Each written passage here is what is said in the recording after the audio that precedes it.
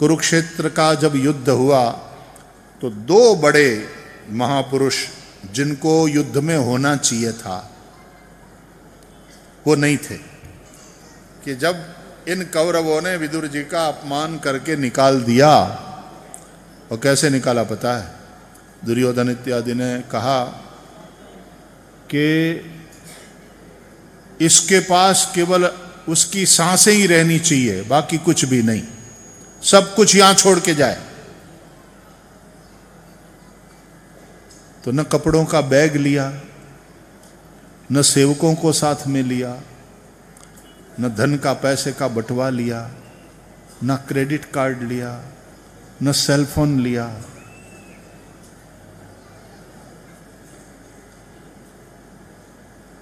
शरीर में केवल सांसें ही, उसके अतिरिक्त सब कुछ। और कभी अयोध्या के महामंत्री जो रहे, महल में रहे, वो इस तरह से। और ये लोग क्या निकाले? विदुर जी ने कहा हमको ही तुम्हारा कुछ नहीं चाहिए। स्वयं धनुर्द्वारि निधाय मायाम, अपने शस्त्रों को वही द्वार पर छोड़ करके विदुर जी चले गए तीर्थ यात्रा के लिए। कुरुक्षेत्र का जब युद्ध हुआ तो दो बड़े महापुरुष जिनको युद्ध में होना चाहिए था वो नहीं थे, एक विदुर और दूसरे बलभद्र जी। दोनों कुरुक्षेत्र के युद्ध में पार्टिसिपेट नहीं किए, दोनों तीर्थ यात्रा के लिए चले गए। दोनों तीर्थ यात्रा कर रहे थे अलग अलग। और विदुर जी बिल्कुल एक परमहंस की तरह, अयोध्या के महामंत्री की तरह कि भाई लाल लाइट वाली गाड़ी है और पुलिस एस्कॉर्ट है और टू टू टू टू टू करके रास्ता साफ हो रहा है, और विदुर जी के लिए हर जगह बढ़िया बढ़िया उतारा, पधारो पधारो पधारो महाराज। ऐसी बात कहीं नहीं है। कोई जाने नहीं, कोई पहचाने नहीं, एकदम सीधे साधे अदना व्यक्ति के रूप में विदुर जी ने तीर्थ यात्रा करी। इस तरह से यात्रा करने का भी एक आनंद है। अब बहुत बड़े बन जाओ बाद में, इस प्रकार से कोई न जाने, इस तरह से अपने आप को छुपाकर यात्रा करना, इसका भी एक आनंद है। त्याग का एक आनंद होता है। त्यागे नहीं कि अमृतत्व मानशु, भोग में सुख है, त्याग में शांति है, आनंद है।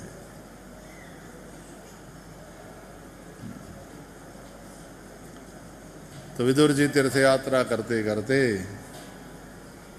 पहले तो यमुना जी के तट पर पहुंचे तो वहां उद्धव जी से मिलते हैं। और उद्धव जी श्री कृष्ण के अंतरंग सखा भी हैं, भाई भी हैं और शिष्य भी हैं।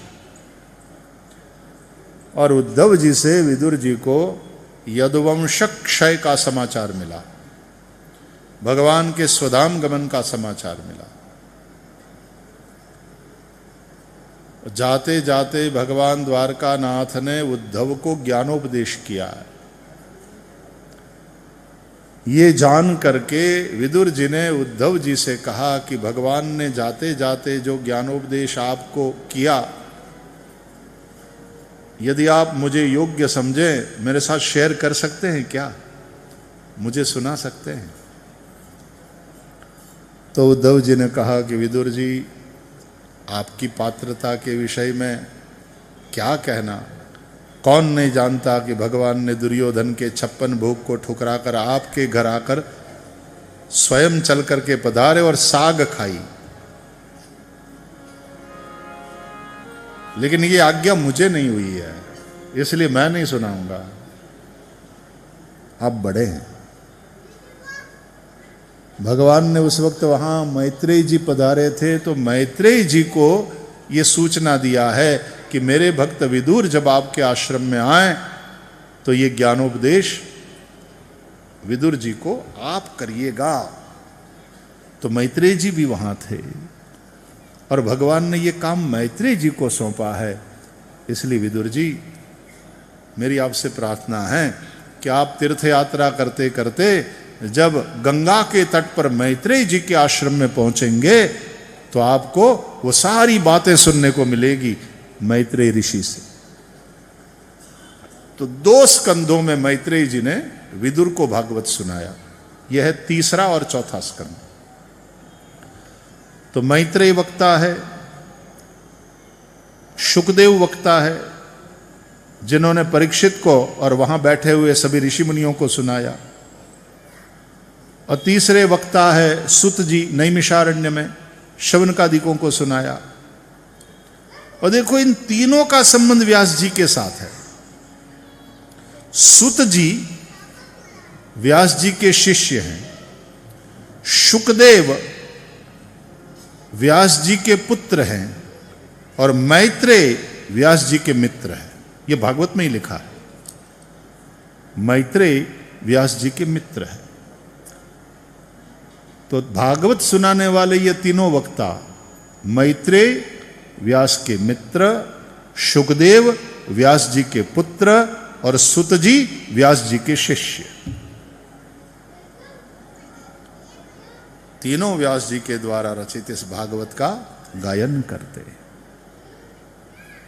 तो तृतीय स्कंद की सर्ग लीला, सर्ग का तात्पर्य है क्रिएशन, सृजन।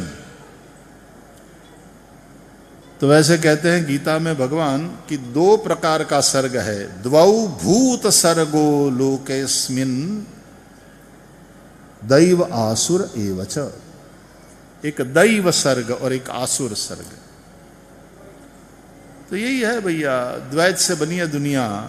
यहां अच्छाई भी है और बुराई भी है, यहां देव भी है, यहां दैत्य भी है, यहां दिन है तो यहां रात है, यहां सुख है तो यहां दुख भी है। 2 है सब। द्वैत से बनी है दुनिया। जैसे साइकिल में 2 पेंडल है तो साइकिल चलती है, गति में आती है। तो उसी प्रकार प्रकृति में सब कुछ गतिशील है और 2 प्रकार का है सब, दैव और आसुर। तो दैवी सृष्टि है वो कश्यप और अदिति से, और आसुरी सृष्टि जो है वो कश्यप और दीति से हुई। ये कथा तृतीय स्कंद में समझाया गया। आप भागवत का तीसरा स्कंद पढ़ेंगे तो 3 दाम्पत्य की चर्चा है उसमें।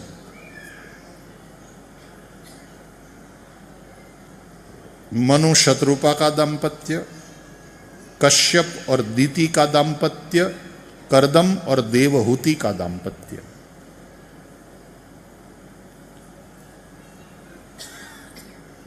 तो मनु और शत्रुपा से 3 पुत्री और 2 पुत्र हुए। आकुति, देवहूति, प्रसूति, 3 पुत्री। प्रियव्रत और उत्तानपाद 2 पुत्र। और कश्यप और दीति से दैत्य हुए। उसमें सबसे पहले जो दैत्य हुए 2, हिरण्याक्ष, हिरण्यकशिपु। इन्हें आदि दैत्य कहा जाता है। जिस प्रकार सूर्य आदि देव हैं तो ये हिरण्याक्ष, हिरण्यकशिपु आदि दैत्य हैं। उसी प्रकार आदि नारायण, आदि योगी, आदि योगी, आदि नारायण, आदि देव, आदि दैत्य। आदि दैत्य का तात्पर्य है संसार में जो सबसे पहली बुराई पैदा हुई वो है हिरण्याक्ष और हिरण्यकशिपु। कौन है ये? लोभ। 2 प्रकार का लोभ, इकट्ठा करना, कमाना, जुटाते रहना, ये एक लोभ है, उसी का नाम है हिरण्याक्ष। और विषय भोग भोगते रहना, इंद्रियों का संयम न करना, भोग भोगने से और भोगों की इच्छा और बढ़ती है। न जातु कामः कामानाम उपभोगेन शाम्यति हविषा कृष्ण वर्तमेव भूय एवाभिवर्धते। ये भगवत जी का श्लोक है। राजा ययाति ने कहा, भोग भोगने से, भोगों से कभी मन तृप्त नहीं होता, बल्कि जैसे अग्नि में घी की आहुति पड़ती है तो अग्नि बुझती नहीं और प्रदीप्त होती है, उसी तरह भोग भोगते रहने से भोगाग्नि और प्रदीप्त होती रहती है। करना क्या चाहिए? बोले अग्नि में ईंधन डालना बंद करो, उसमें आहुति ना पड़े, तो जितना है उसको जलाकर वो अग्नि फिर स्वतः शांत हो जाएगी। तो संयम यही करता है। जब लोग बहुत भूखे रहते हैं ना, बहुत ज्यादा उपवास करते हैं, धीरे धीरे भूख लगना ही बंद हो जाता है। फिर टाइम से खाते नहीं, मुझे रुचि नहीं, मुझे नहीं खाना, मुझे नहीं खाना, और लंबे समय तक नहीं खाएंगे तो फिर भूख लगना ही बंद हो जाता है। तो जब विषयों से विरति हो जाती है, यही उपाय है। इसलिए संयम बरतना जरूरी है। तो ये दो प्रकार का लोभ, इकट्ठा करना धन और दूसरा विषय भोग भोगना, तो अर्थ संबंधी लोभ और काम संबंधी लोभ, यही है हिरण्याक्ष और हिरण्यकशिपु। ये लोभ पाप का बाप है। तब से पाप उत्पन्न हुआ पृथ्वी पर।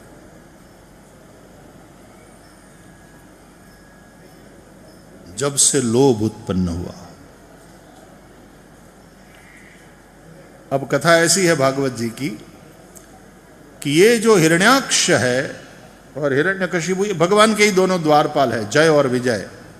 सनत कुमारों के शाप से शापित होकर के 3 जन्म में असुर योनि में प्रकट होकर के वे वैर भाव से भगवान को भजकर भगवान को प्राप्त करने वाले हैं। तो दोनों का पहला जन्म हिरण्याक्ष हिरण्यकशिपु, दूसरा जन्म रावण कुंभकर्ण और तीसरा जन्म शिशुपाल दंतवक्त्र। तो हिरण्याक्ष का उद्धार भगवान वराह ने किया, हिरण्यकशिपु का उद्धार भगवान नरसिंह ने किया, रावण कुंभकर्ण का उद्धार भगवान ने रामावतार में किया, और शिशुपाल और दंतवक्त्र का उद्धार भगवान ने कृष्णावतार में किया। देखो, उन दोनों को तो 3 बार आना पड़ा, लेकिन भगवान को 4 बार आना पड़ा।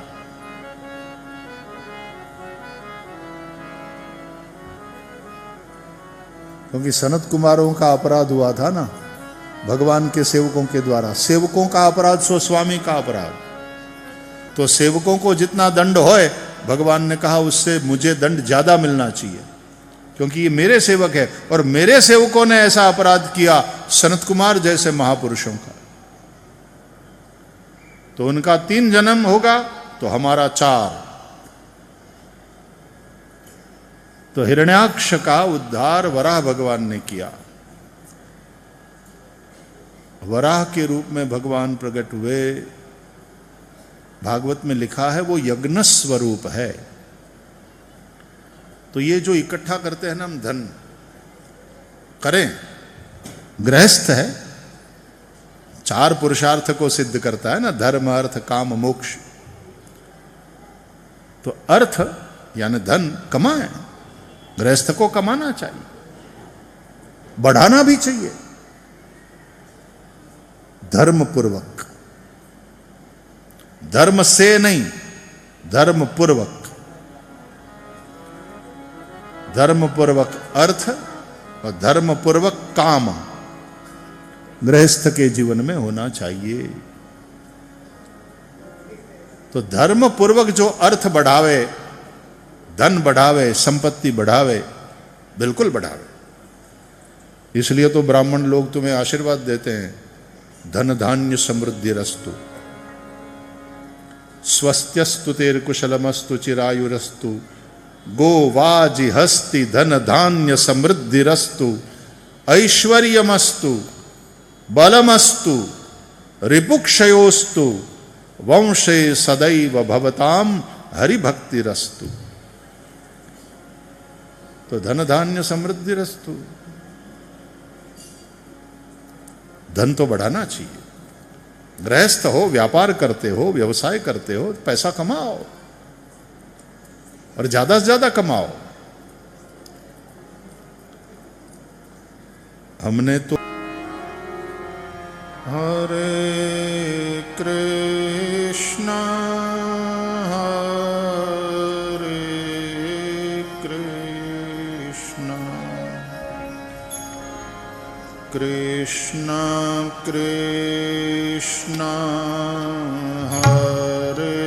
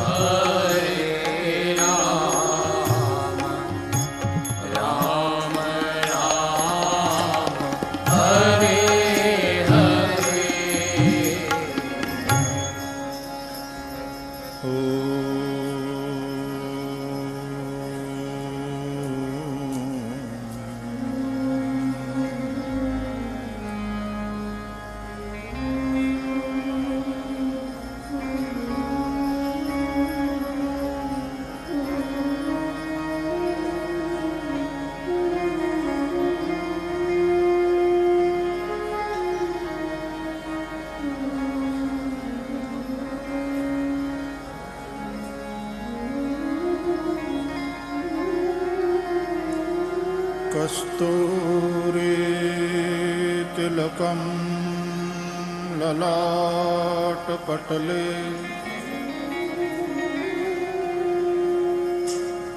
वक्षः स्थले कौस्तुभम्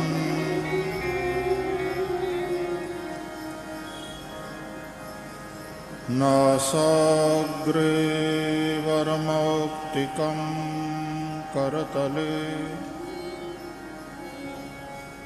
वेणुः करे कंकणम्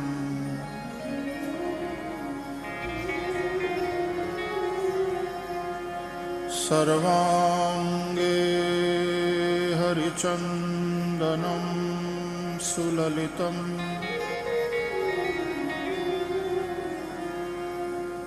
कंठे च मुक्तावली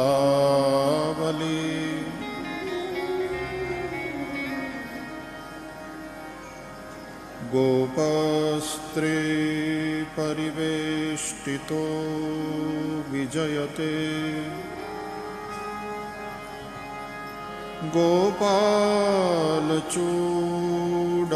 गोपालचूडामणिः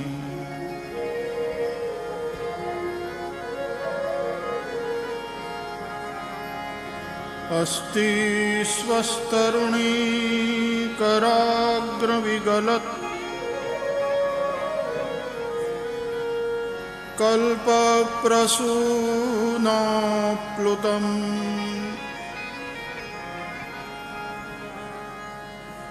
वस्तु प्रस्तुतवेणुनादलहरी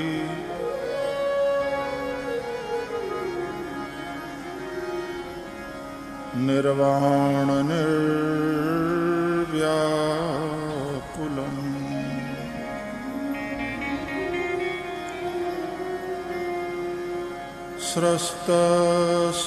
स्रस्तस्रस्तनिबद्धनी विविलसद्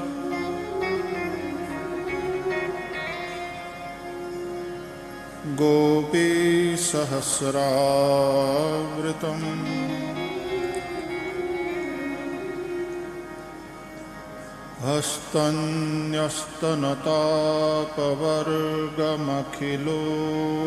हस्तन्यस्तनतापवर्गमखिलोदारम् किशोराकृति